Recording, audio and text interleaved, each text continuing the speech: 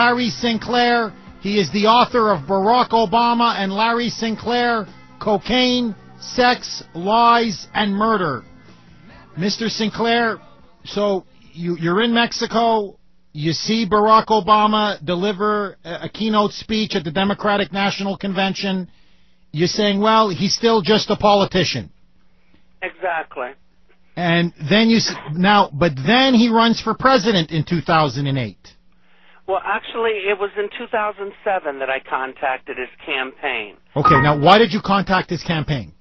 Because I saw this guy, and I was watching news coverage of some people, some young kids in Philadelphia, who were telling, I think it was MSNBC, why they supported Obama or why they liked him.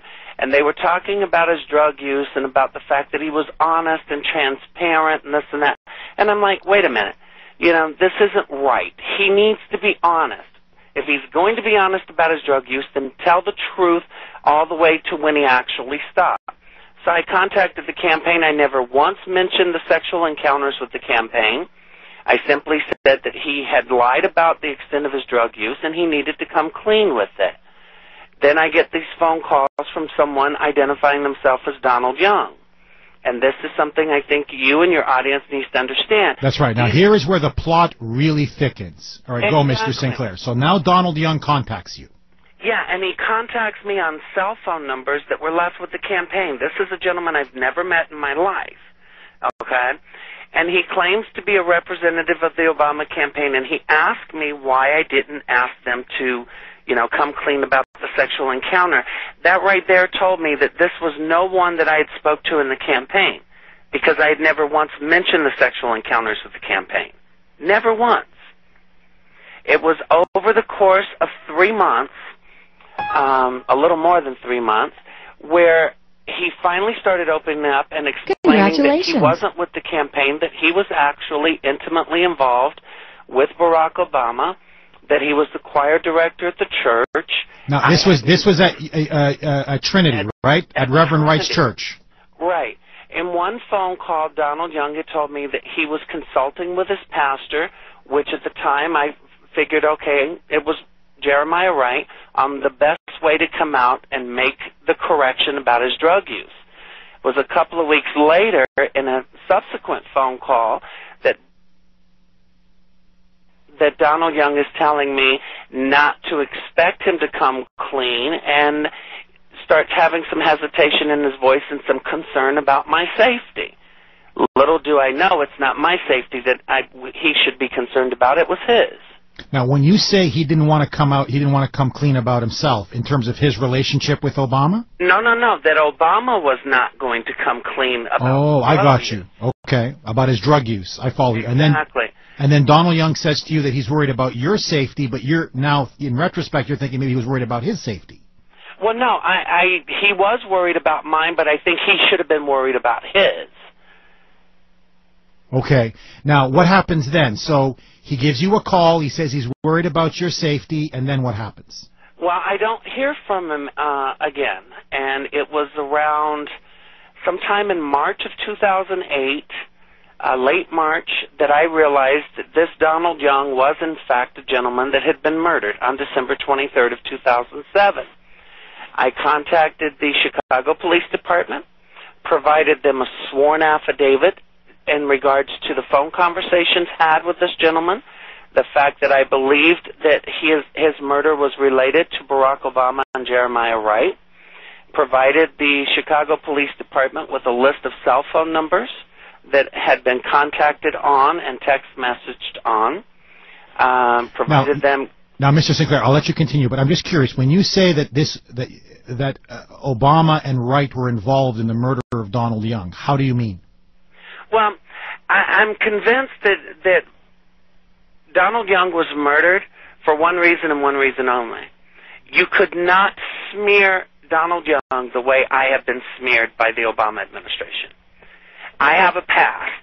It's very easy for you to attack me, okay? Donald Young could not be attacked. Donald Young was a respectable choir director in the church. He was a school teacher at an elementary school. He was pursuing to become a principal in the Chicago public school systems. There was nothing in his background.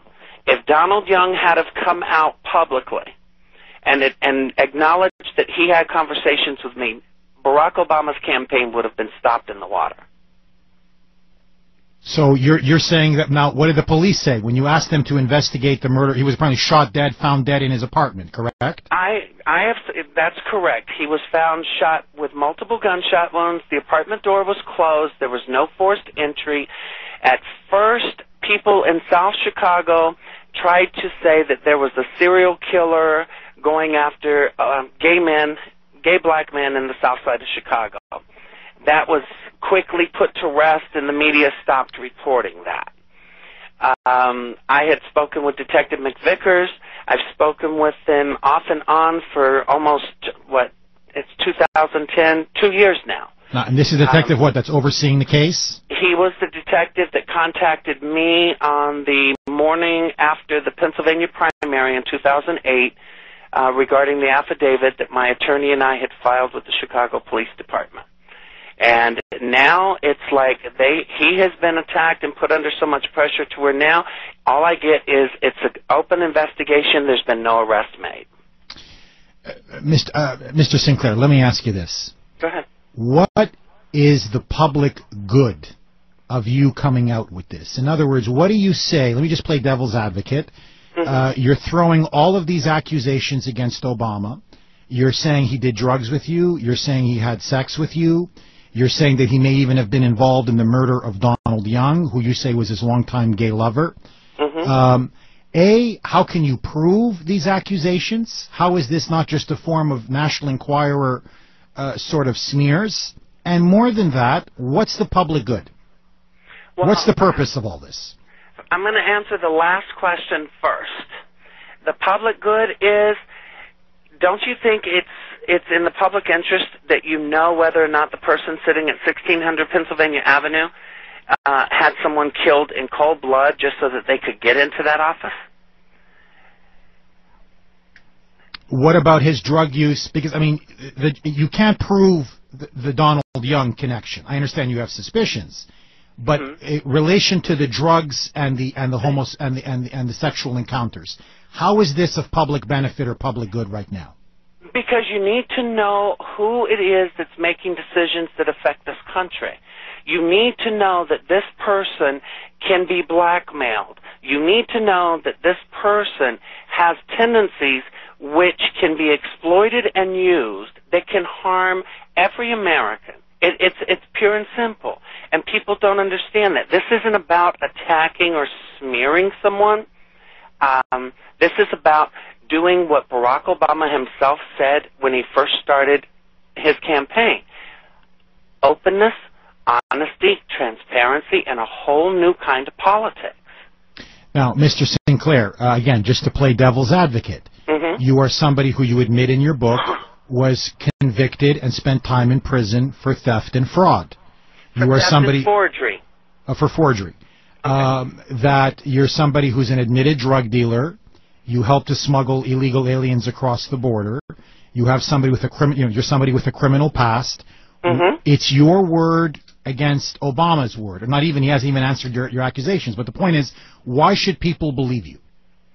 Well, why should people believe me? Because I contacted the credit card company when I first came public, Citigroup.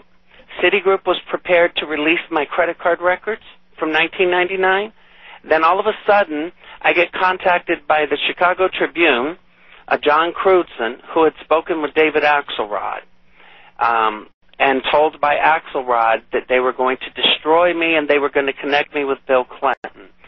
It's not that I can't prove it. It's that every aspect that we have taken to pull these documents and these records, I could prove it simply if Barack Obama would agree to release his own cell phone records from 1999, his own Senate records. These are supposed to be public record, but nobody's releasing anything. All you do is you get hit with brick walls every time you go. Have you in any way been sued by either President Barack Obama, Michelle Obama, anybody connected to the Obama campaign, anybody connected to the Donald Young family. Anything regarding your accusations, has anybody sued you? Mr. Cooner, I have not been sued by anyone, and if you have had a chance to look through the book that I sent to your producer, you will find a host of names, named, and phone numbers in that book of everybody that I've come in contact with and everything that's transpired. And I guarantee you, I have not been sued by anyone. No one, I'm not even concerned that anyone would come after me legally in a civil court because they know they would lose. So, in other words, your argument is that, for example, if you, just for, not that you would, but just hypothetically, if you accused me of smoking crack cocaine with you in a limo and having homosexual sex, you're saying, well, Jeff, if it was a complete lie and fabrication, you would unleash a pack of lawyers to devour me within 24 hours. So, in other words, if they're not willing to sue you, maybe it's because there's a lot of legitimacy to your case, correct? Exactly. People use the argument that, Obama hasn't responded or taken legal action because it would just legitimize the accusation. That's not necessarily the case. I give this argument. He hasn't said anything or come after me because to do so would be what Bill Clinton did when Bill Clinton said I did not have sex with that woman. He would open himself up to being proven a liar. And Barack Obama's not going to take that chance because he knows he will be proven to be a liar.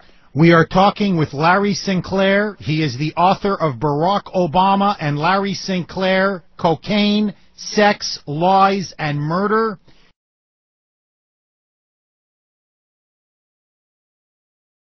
One News. A man who worked as a choir conductor and school teacher is found shot to death. The victim, 47-year-old Donald Young. Good evening, everyone. Young's death has been ruled a homicide. His body was discovered yesterday morning inside his South Side home at 2320 East 69th Street. ABC 7's Michelle Gallardo is here now with more on the case and how Young is being remembered tonight. Michelle? Ravi, Donald Young was the fourth of 8 siblings. He was, according to those who loved him, the type of person who didn't take life for granted. He lived every day to the fullest. So whether it was in the South Side classroom where he taught or at church conducting the choir every Sunday, Young made an impression on those who met him. He was one of those success stories in terms of a kid whom the average person would look at and say he doesn't have a chance. And yet, before his death, Donald Young succeeded mightily. Among other things, he was a choir conductor at Trinity United Church of Christ for many years. This amateur video, shot just last week, shows him doing what for him wasn't a profession, but a calling. He came to our church as a 12-year-old. He was not brought by mother and father. He just came because of the other kids and became active in the church. The church became Young's extended family. When news of his killing came during Sunday morning services, Reverend Wright tells us many parishioners got up and went straight to Young's home. This third-floor apartment on the 2300 block of East 69th Street is where Young was found by his roommate, shot to death. He was a person who believed in loving people with God love, agape love that a lot of us don't, unconditional love. Young was also a 5th grade teacher at Guggenheim Elementary, and tonight family spokesperson Dennis Cole told us Young had just finished a double master's in early child education and math. His ambition